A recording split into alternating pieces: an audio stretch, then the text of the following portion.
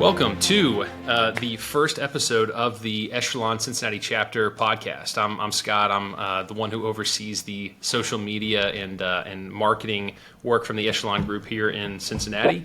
And I've got Andrew Bittner with me this morning, or I guess this afternoon. We're just past noon. So, hey, Scott. Andrew's coming to us. He works at Arc Malibu and has generously offered to be our first podcast host. So, I'm really excited to have you on the episode today. Excited to talk to you, Scott. This is fun. Yeah, absolutely, man. Absolutely. As I understand, you are just a couple of days away from being a father. I am. My wife is expecting our first, a girl, any day now. Coming up on the due date tomorrow, and it's a crazy feeling. It is a crazy feeling. So I'm a father myself. My wife and I have five kids, and we went boy, girl, boy, girl, boy. So girls and boys both, obviously kind of hold a special place in my heart. Our oldest is a boy, and I'll tell you, they come with just an absolute huge level of chaos. So I always wondered what it would be like to have a girl first. So I'm sure you guys will be able to kind of fill me in here in a couple of years of how that, how that's all going. And Scott, you had, did you just have another here in the last couple months? We did, yeah. We had our third son in December. That's right. Nice. So. I remember seeing you and your wife in early December. That's right. It was any day then. Yep. That's right. Yeah, our wives I think got to meet one another and kind of playfully talk about the woes of third trimester pregnancy. So yeah. Awesome, man. Well, hey, I want to start with an icebreaker question here, just for the purpose of diving into stuff. But the reason we're doing this podcast, obviously, is because you and I both believe that networking is a huge part of growing in your career. We also are just committed to our faith, and so the Echelon group through the Salvation Army offers us the opportunity to not just get involved in the community, not just get involved in networking groups, but also to do so kind of with a plumb line of Jesus Christ at the center of it. So I really appreciate you being on here, and we want to speak highly of the Echelon group as we kind of go through this. But I want to start with just a quick little icebreaker. First I'll ask. I'm going to ask two questions in one. The first one I'm going to ask is, are you a lifer here in Cincinnati? And that'll roll into kind of my next couple of questions. Sure. I moved to Cincinnati about 3 years ago. Okay. So I am not native to Cincinnati. Very good. And whereabouts did you come from? Yeah. So I grew up all over, actually. My mom is from upstate New York. My dad is from Pennsylvania. And my parents are Christian missionaries in Africa in a country called Togo. So I actually grew up overseas in Africa for the majority of my childhood and kind of bounced back and forth. That's incredible, man. Yeah, met a lot of missionary kids when I was at Christian college up in Wisconsin, and I know that's a very unique lifestyle. So we're happy to have you back. I'm sure you have some great memories of that. But with that in mind, favorite Cincinnati restaurant? We're going to start with that one. Oh yeah.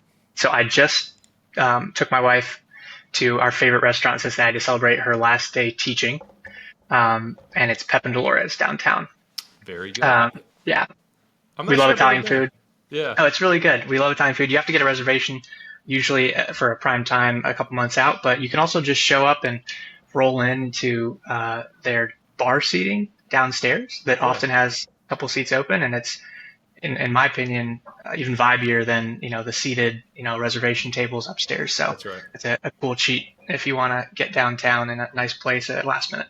Yeah, it's a nice restaurant hack. We do that from time to time also, where it's like, we're not super particular. So if you have an open spot at the bar, a couple open seats, my wife and I can grab those. We actually do a date night every Tuesday. My wife and I do. So we go out every single Tuesday.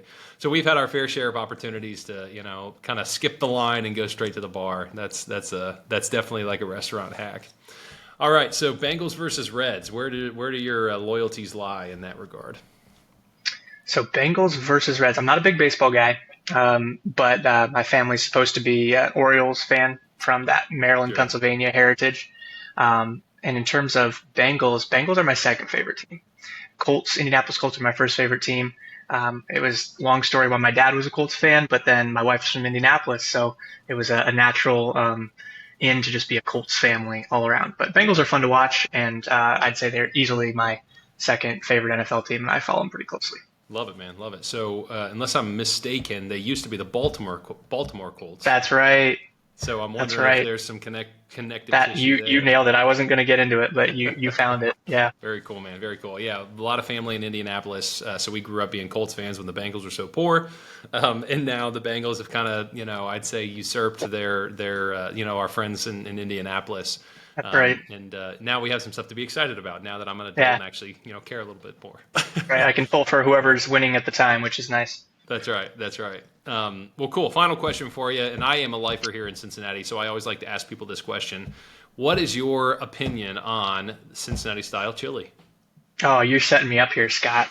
Um, Not setting me up for winning the popularity game. I don't like I don't like Skyline, but I will say I do like Blue Ash chili. Yeah. So some of the more like down home diner style of Cincinnati chili, I do like that. Yeah. Very good. Very good. My wife actually grew up in Blue Ash, and so talks very highly of Blue Ash chili. Although we've been on, we've been married for almost 11 years now, so we've been on hundreds of dates, and we've still never gone to Blue Ash chili. Good for So you. maybe with your recommendation, maybe we'll swing that. It's always crazy busy, so Yeah. Fair enough, man. Fair speaks enough. volumes. All right. So tell me a little bit about how you got started in your role at work and how you got plugged in there at Arc Malibu. Sure, yeah. I thought this was Providence to a degree as well. It was kind of a cool story. So I graduated in 2020 after doing a series of internships, including one on Wall Street. Wanted to get into the investment world or the banking world. And out of college, the job I was able to land was a job with JP Morgan up in Columbus that wasn't directly related to that. It was still fun, learned a ton, internal management consulting and securities-based lending and all sorts of interesting things, but wasn't quite what I was going for. So after about a year and a half, I started looking for other options in the area. We wanted to stay in the Midwest, so that's a little bit limiting in that field. Sure. But then I saw a job open up here in Cincinnati with a firm called Arc Malibu, and I had a first interview, and it went well. And then my college professor hit me up and said, "Hey, I just talked to one of the principals there, Peter Kabasic, and they're hiring. Would you want me to connect you guys?" And I said, I think it's the firm I just interviewed with. Yeah, So I've already yeah. one interview deep. And so I'm sure his recommendation helped me kind of get a back door and a leg up there.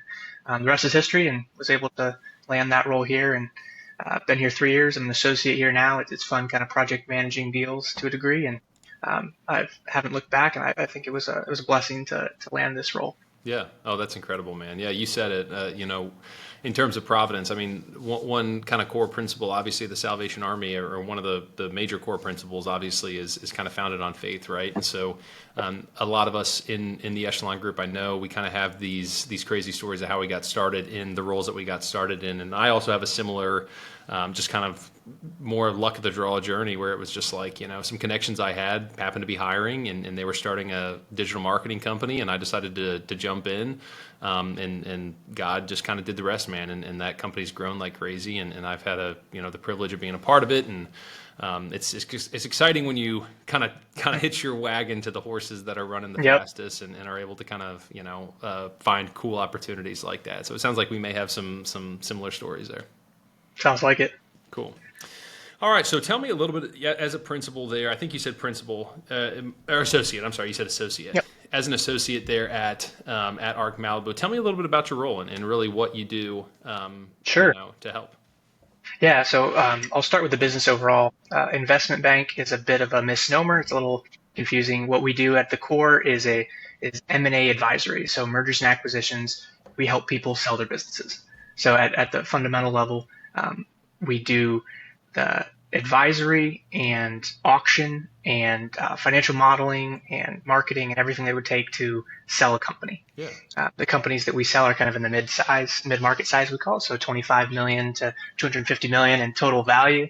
So we're not talking Apples and Googles, but it's also not the one stand, pop-up shop next door. That's right. So that's the kind of the space we play in. We're generalists, and we do all sorts of industries. So like anything from industrial boiler rentals to insurance companies to software companies. We do a bit of everything. What's really rewarding about this job, specifically doing sell side, it's called M&A, helping people sell their companies, is that you help unlock something that someone's often worked their whole life for, sometimes for several generations. So some of the sweetest moments are what we call closing dinners. So after the deal's done, getting everyone together and having a celebration, and just there's often tears, there's a lot of joy, a lot of, it's just fun to see someone work so hard for so long towards something and then see them realize that. Yeah. And we really focus on also making sure they find someone to buy their company who has good culture match, who will take care of their people in the way they want them to. So all of that kind of works together usually to produce some pretty sweet endings to those awesome. deals. It's fun helping people in that way. I was going to say, I mean, the cool thing about that is obviously, like, you probably talk to a bunch of people that, again, are the manifestation of years and years and years and years of hard work, years and years and years of dreams, years and years of vision casting. It is. And you get to kind of come in and be a part of one of those really special moments. My wife was a wedding photographer for so many years. And, one of the things that we used to always talk about is she's involved in the most important day of the people's lives that she's working with, right? So Sure. The benefit to that is you get to see some really special moments. The difficulty with that is you got to nail it, right? You got to make sure you nail it for them, because That's right. If you call a bride and say, hey, you know what, I'm under the weather, I'm not going to make it to your wedding today. I'm the photographer, I'm not going to make it to your wedding. It doesn't really blow over too well. But That's right. I'm sure you guys have done a really, really good job of, especially from a culture perspective, it sounds like building up just that whole experience and helping them feel how special and how important that that end to that journey is. So that's incredible. Awesome, man. Well, I appreciate you sharing a little bit about that, just kind of career work that you're working on. But tell me a little bit about why you joined Echelon, and really what drove you to do that, and really why you're excited that you're a part of it. Yeah, I mean, there's definitely a couple pillars to that that stool of why I would join Echelon. It was someone connected me first to the former president, Tyler Monger, and I had a great connection with him and was excited about what he was trying to do here. And some of the main things that attracted me to it was the ability to support an organization that was Christ-centered and was faith-based, but also just, was very practical, hands and feet service, and just doing a lot of very tangible good in the community, which I think brings together people from a lot of different backgrounds, sometimes regardless of faith, right? Just in the cause of serving and helping, which is awesome. So being a part of that was cool. And the mission of not only having a good network of people who are like-minded, who want to support a good organization, but then the idea of having a platform through that, or a responsibility through that, to raise awareness and push that mission forward, I thought was really cool. So there's a couple different layers there: the faith element, the networking element, and then the platform element. Yeah, very cool, very cool. Yeah, similar in my experience. Everybody knows, quotation marks, knows about the Salvation Army. They know about the bells at Christmas time. They know about some of the big things that's going on there. But when I first understood that there was a community of people like-minded in their careers and their faith, it just was exciting, right? It was exciting to kind of hear that everybody had, in our group anyways, has kind of a similar vision for building out some influence in the professional community, and the less fortunate community, and then obviously in the Christian community. So very, very cool. Well, that actually kind of nicely leads me to one of our final questions here, which is just to tell me a little bit about your faith and your testimony. Obviously, growing up, in a home similar to myself, growing up in a home where faith was an important factor. We all kind of go through, I think, our own faith experiences and our own faith revelations. And so, if you would share a little bit about your testimony. Sure. Yeah. I mean, I could go pretty deep, but I'll kind of keep it concise. I became a believer in Jesus Christ early in my life. I was processing a death of someone near me, and was thinking about the implications of that, and what my life would mean if it just ended today. Yeah. And that led to some good conversations with my dad, and led to my pushing forward in my faith and my relationship with Jesus Christ. All of that has been, a journey throughout my life, and no one's faith journey is linear. It's always a series of ups and downs, but God has been faithful, and have had a lot of opportunities to serve and grow, and take some hits and bounce back. And it's it's the most important aspect of my life, and it's one that I'm happy to share with my wife, and that we together can make a center of our family. That's right. That's right. Love it, man. Love it. I mean, you nailed it, right? Like nobody's faith journey is linear. My wife and I have the privilege of teaching our college age class at our church, and we're going through the Old Testament, and right now specifically the Book of Joshua, and what it talks obviously about in the Book of Joshua is that Joshua was promoted to this leader. They have this amazing success, and then immediately they forget to consult the Lord and seek the Lord's counsel, and then they have this big failure, and then they have a reconciliation, then a big success, and then immediately forget to consult the Lord and counsel with the Lord, and then there's another failure, right?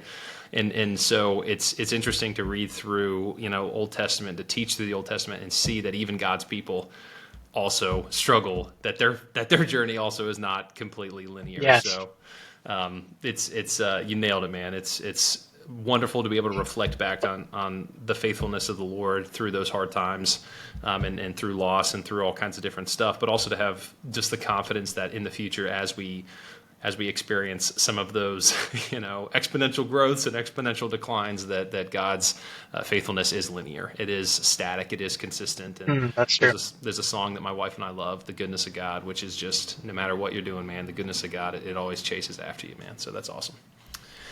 All right. So tell me a little bit about then, and I know we're going to wrap up here in just a second, but two more quick questions for you. What's your favorite? What do you look forward to each year with the Echelon Group? Tell us a little bit about why, just some of the events that we do and how that can help bridge the gap between somebody that's maybe thinking about joining Echelon or doesn't even maybe know about Echelon, but an event that might be a good starting point for them to get involved. No, there's some really good ones. So I'll hit on a couple here. We usually do an annual fundraiser where we get together at a fun, fancy venue, and you get to meet a bunch of cool people, and you get to eat some great food, have some drinks, and they have a year in review of what Salvation Army has been able to do over that year, which is really cool to see all the impact.